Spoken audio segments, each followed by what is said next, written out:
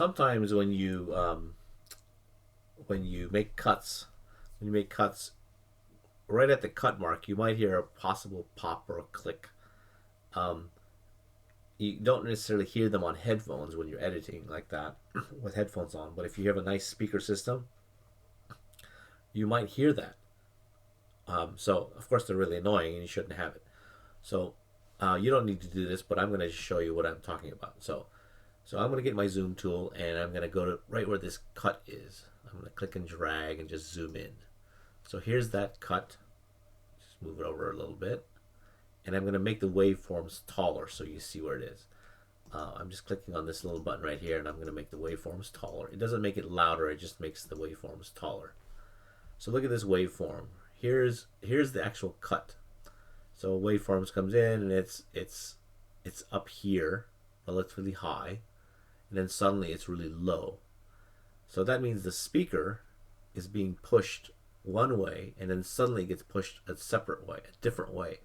And this could possibly cause a pop or a click. All right? We want the transition to be kind of, see how it gets small here and then it goes down, then it gets smaller here and then it goes up.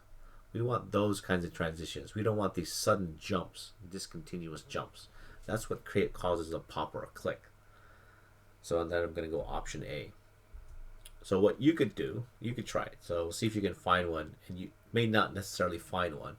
So get your zoom tool, click and drag on a region where there's a cut, then click on this little button here, and you might see where there's a discontinuous. Some of them might look good, some of them may not. So then option A, back to normal. Try a different one. So let's try this one over here and make that bigger.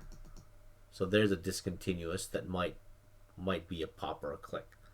Then option A to zoom back away.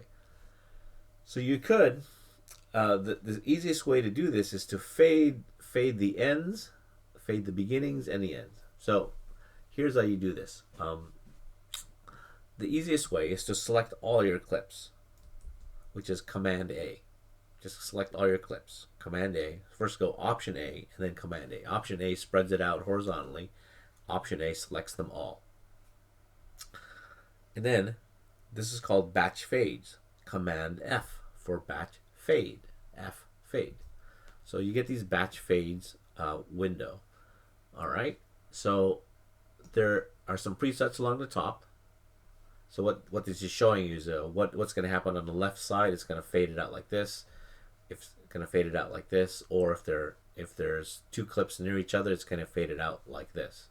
So there's preset 1, preset 2, preset 3, preset 4, and preset 5.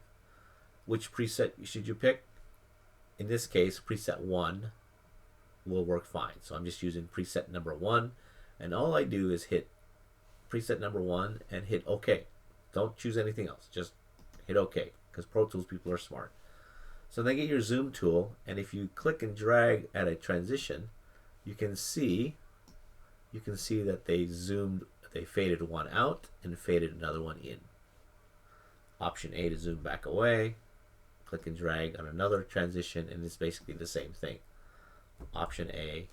So they did that to all of your clips. So now if you listen back to it, the possibility of those discontinuous ups and downs are going to be gone, because those parts are going to be faded out. So then you won't have any possible pops and clicks in your recording.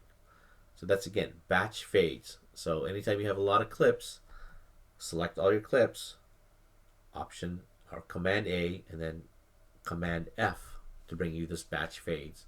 And then you have a bunch of presets up here that you could choose from. Again, number 1 is probably going to be your best bet. That's why they made it number 1.